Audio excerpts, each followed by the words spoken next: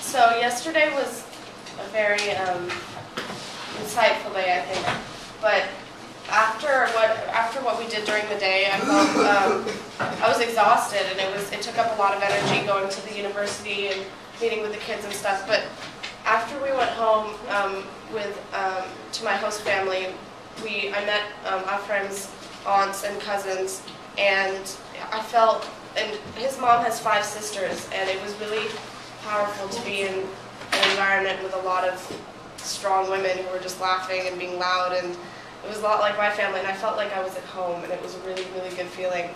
And then we went to, around like 10:30, 11, we went to a mosque that was outside of Baku, in a small town near the sea. And they kept explaining to me that it wasn't a real mosque, it was just a mosque that looks like a mosque, but it's, but we walk in and it was like every single corner of the mosque was covered in little pieces of mirrors. And there's like a shrine area, and then you walk around it and you wish for something. And if that wish comes true, you bring back chocolates and you put it in like a little area thing to the side of the shrine area. And it was just really powerful having his aunts explain it to me, and it just felt really good because the grandmother was there, and I had met the great-grandmother the day before, and it was a really, really good experience. And I think that I had a very like one-dimensional view of the Caucasus in general, and that just really deepened it, and it made me feel at home. So that was a really good experience. So on Monday when we were walking around, I was just really impressed, first of all, because we were seeing the memorials and everything in the city, and it was just really interesting to me.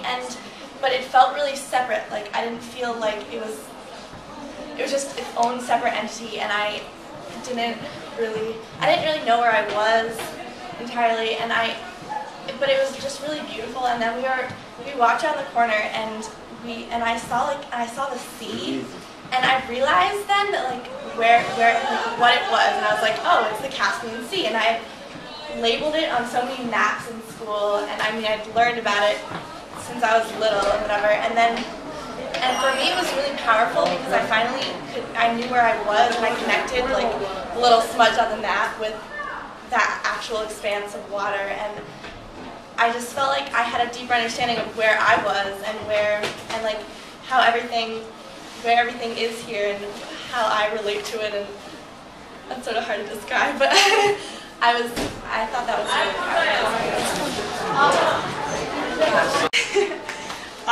So I think one thing that a lot of people want when they go abroad is to be able to find something that relates to like where they are, like their lives at home, and be able to feel kind of at home, like what Tessa said about, you know, something that connects to them, something that connects to their culture.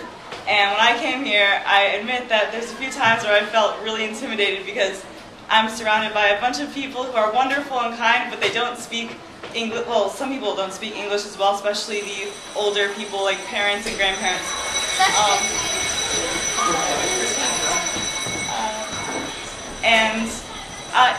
It's been kind of hard for me because I've been wanting to say things at times to my host family, and it's been hard to communicate with them. But that doesn't really affect how hospitable they've been to me, and I felt the warmth in their family, in their home. The first day that I got here, I walked in, it was like 10:30 at night. Medina was like, you know, my mom's prepared this fantastic meal for you. And I was like, really? Like, it's 10:30. I can't believe that she's had this whole meal planned out. I come in, they bring me in, all these people are standing at the door. The grandparents are walking in, like the grandmother's there, she's like waving at me. She pulls me in, she sits me down at the table. All the cousins are like staring at me, eating and stuff. They bring all this food out, they keep bringing things out even way after I'm full. And they just are so kind to me. And like, the grandmother reminds me of my grandmother, who's like this nice little old woman. She's really cute, she's always like, here, have some more bagels, guys. But like, they keep taking care of me, and it's really cool seeing that in a different culture I can feel so comfortable and make so many connections to my own big, crazy family. It's really great. I really love to hear, so. Wow. When I first got here, I figured the Azerbaijani people were one people with one religious ideology, with one political belief, and several things yesterday really changed that for me, and it was really an amazing thing. This is very dry. But you know, we visited the church, and I learned about the history of Catholicism and Christianity here in Azerbaijan, and we went to the synagogue where the people there were just as hospitable as every other Azerbaijani I've met. So I learned that they're one people made up of many people, and that this is one country with people that identify as Azeri, as Turk, as Jewish, as you know, Muslim, as Christian, and all these amazing things. But then I still figured, you know, they have one political belief.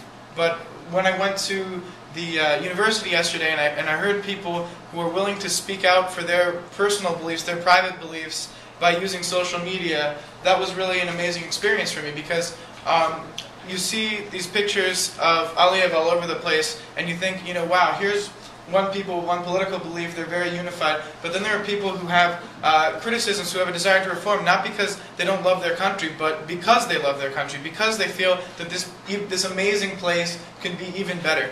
So to meet people yesterday, such as a man at the USAID place, who felt personally responsible for the arrest of 2 Azerbaijani bloggers because of his political beliefs and his organization, and to learn that he was still willing to fight for the rights of these people and to fight for his political beliefs, and to meet people at the university yesterday who want to use private journalism to get their opinion out. It was really an amazing experience for me, because whoops. It's just kind of sitting there. That's what matzah does to you. But I've really enjoyed this amazing experience, and this is such a beautiful country with such a beautiful people made up of so many other people. And I've had an amazing experience with my host family, and I've learned a lot. And çok sağ ol very much. I love you guys.